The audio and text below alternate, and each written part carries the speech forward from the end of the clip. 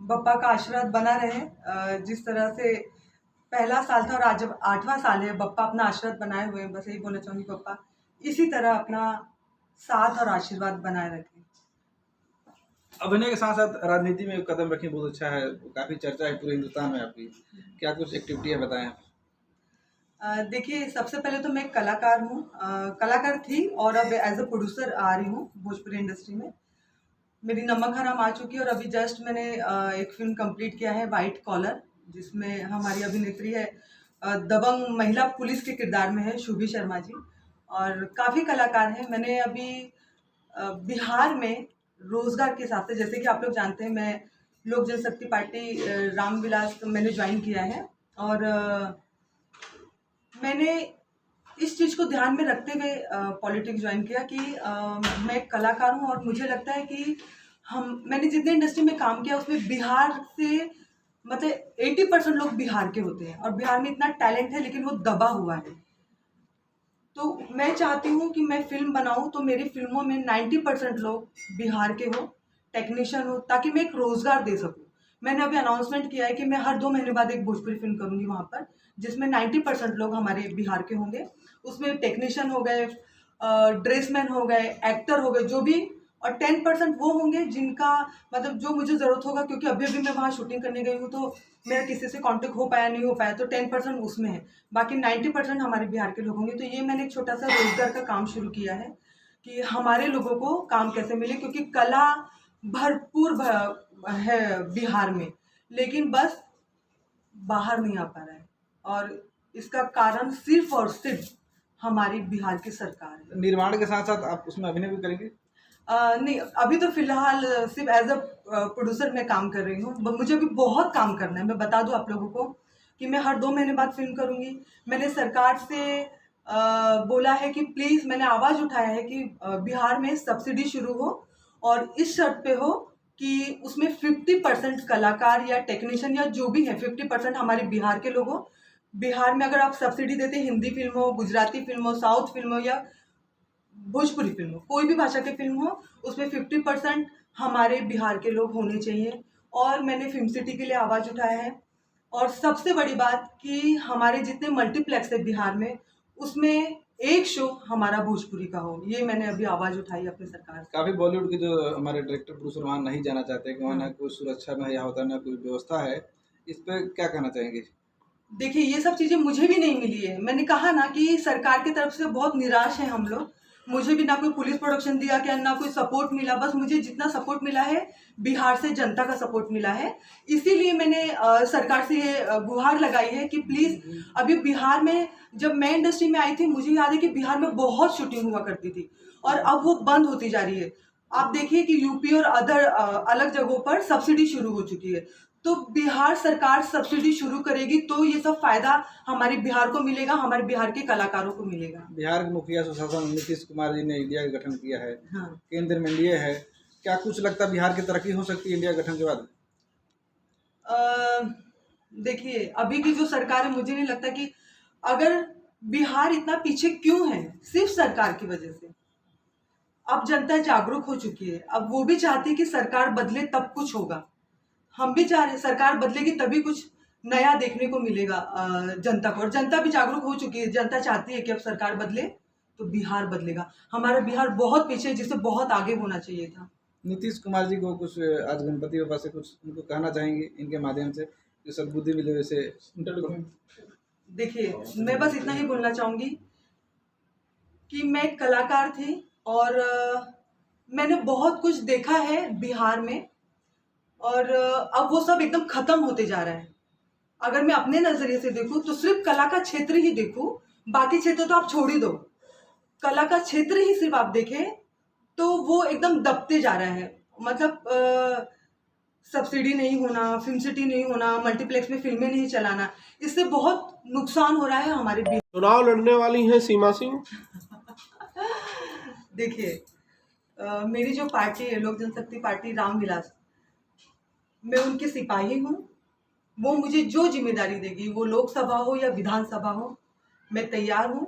और मेरी जनता जो चाहती है वो लोकसभा हो या विधानसभा हो, उसके लिए मैं तैयार हूँ। पवन सिंह की भी खबरें आ रही हैं कि वो भी चुनाव लड़ने वाले हैं बिहार से।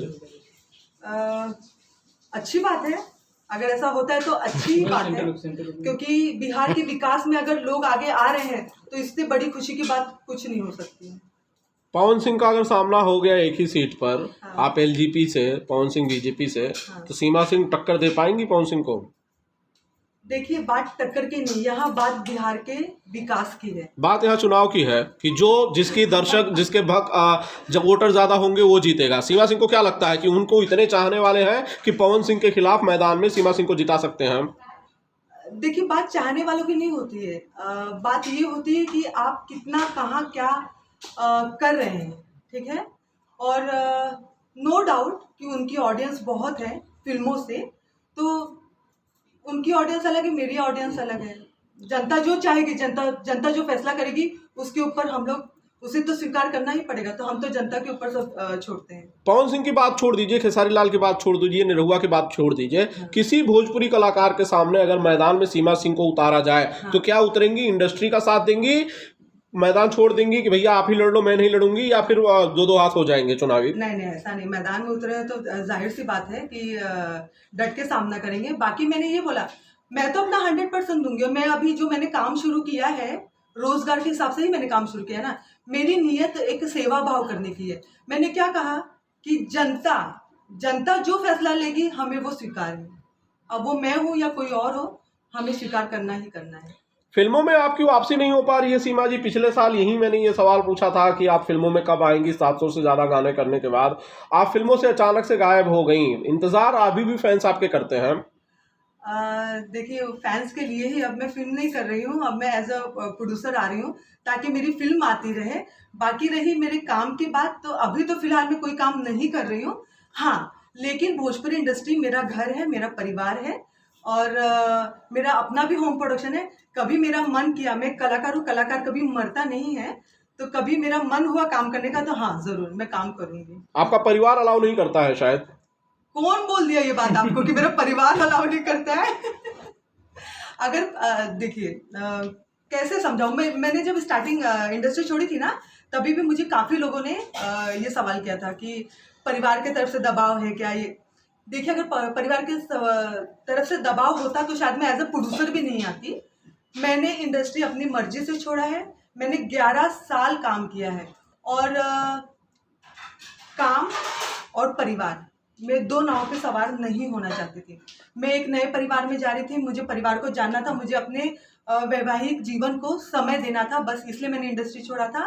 बाकी एक कलाकार अगर होता है ना कि अगर मैंने खुद, मुझे किसी का जोर जबरदस्ती होता और मैंने इंडस्ट्री छोड़ी होती, तो शायद 1 या 1.5 साल, उससे ज्यादा मैं नहीं रुक सकती, और 1-1.5 साल के बाद मैं वापस आती काम करने के लिए। तो मैंने काम अपनी मर्जी से छोड़ा है, और अब अभी भी जो कर रही हूँ ना, वो मैं अपनी मर्जी से कर रही हूँ। मेरा परिवार हर चीज में मेरे साथ है, मेरे सपोर्ट में है। तो ये तो कब से ससुराल की बातें हो रही थी। हाँ। अब नैहर की बातें करें, क्या वहाँ के बारे में क्या सोचती है? नहीं, प्रयागराज। बेटी खुश तो माँ बाप खुश। हर माँ बाप चाहता है कि शादी के बाद उसकी बेटी हमेशा खुश रहे। आप यकीन नहीं मानेंगे, मेरी मम्मी से मेरे 2-2, 3-3 महीने बाद 5-5, 10-10 मिनट के लिए सिर्फ बात होती है, उससे ज्यादा नहीं होती। सिर्फ इतना ही, हाँ बेटा खुश है, ठीक है, सब बढ़िया है। अगर मैं आज इनका शिकायत कर दूं तो शायद उल्टा मुझे सुनना पड़ता है। तो माँ बाप क्या चाहते हैं कि बेटी जहाँ भी रहे खुश रहे। आगे अगर वहाँ के बहुत सारी महिलाएं जो बेरोजगार है, उन हाँ। लोगों की कुछ सोचती हैं उनके बारे में, जो हाँ। जो फिल्म लाइन से नहीं है, हाँ, कुछ रोजगार के लिए अपने कुछ? हाँ, मैंने अभी अनाउंसमेंट किया है, अभी मैं शुरुआत करने जा रही हूँ।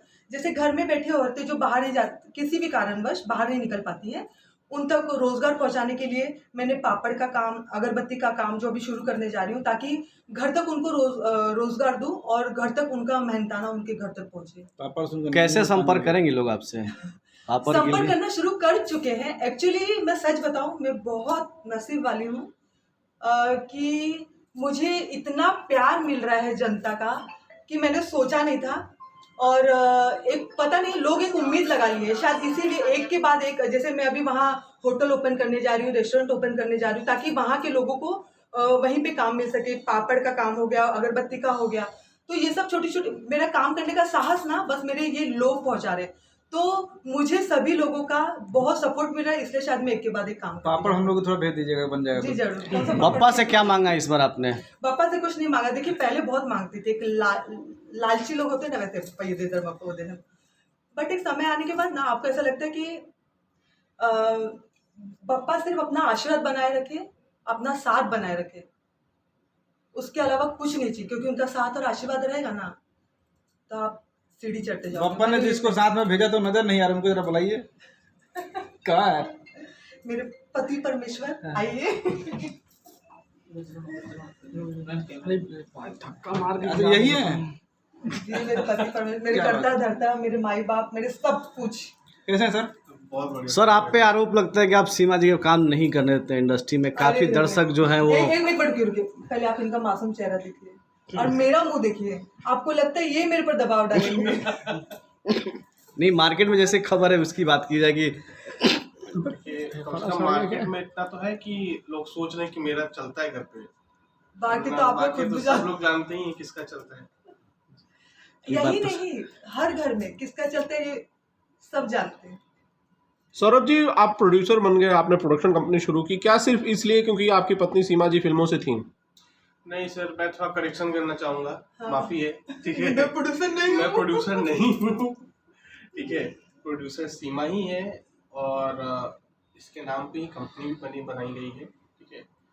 तो ऑल इन वन सब कुछ यही है। देखिए मैं एक चीज बोलना मैं चाहूंगा, बैक सपोर्ट हूँ सर। मैं सिर्फ एक चीज बोलना चाहूंगा, करते सब ये हैं लेकिन ये मेरा सपना पूरा कर रहे हैं, तो ये अपना नाम नहीं देते, यही इनका बड़प्पन है। ये हर चीज में कि ये तुमको करना था ये तुम करो, ये तुम्हें करना था ये तुम करो, ये हमेशा मुझे सपोर्ट किया।